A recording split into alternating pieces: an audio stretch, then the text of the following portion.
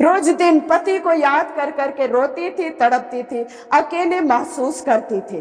विधवा हालत में जो दुख गुजार रही थी, अकेली महसूस कर रही थी, उस अकेली महसूस को अपने मन से, हृदय से, जीवन से निकाल कर फेंक दी।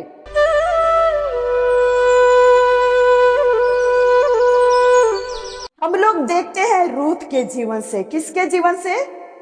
रूथ के जीवन से। जानते हैं रूथ को? बाइबल पढ़ते हैं। रूथ के जीवन से हम लोग देखते हैं।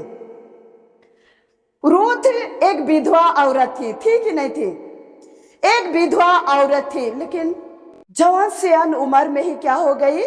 विधवा हो गई। ये बेटी भी अपने लाइफ में विधवा के बाद कई महीनों, कई सालों से विधवा हालत ही जीवन बिताई। रोज दिन पति को याद कर करके रोती थी, तड़पती थी। रोज दिन पति को याद कर करके रोती थी, तड़पती थी, अकेले महसूस करती थी।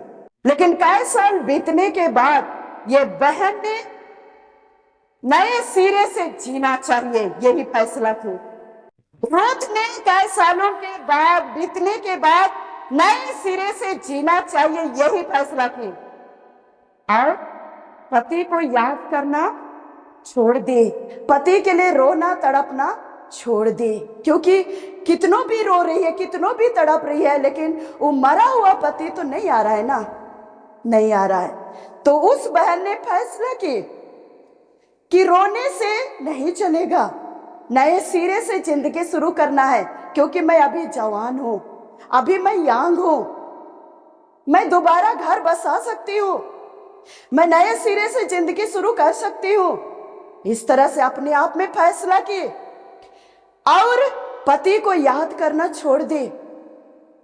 जो विधवा हालत में जो दुख गुजार रही थी, अकेली महसूस कर रही थी, उस अकेली महसूस को अपने मन से, हृदय से, जीवन से निकाल कर फेंक दी।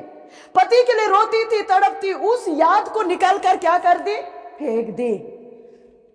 और उसी दिन से रूथ ने नए सिरे से जिंदगी जीने का फैसला की।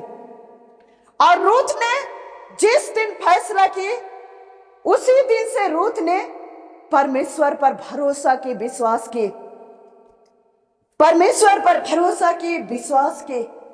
और रूथ उस विधवा जिंदगी को भुला दी।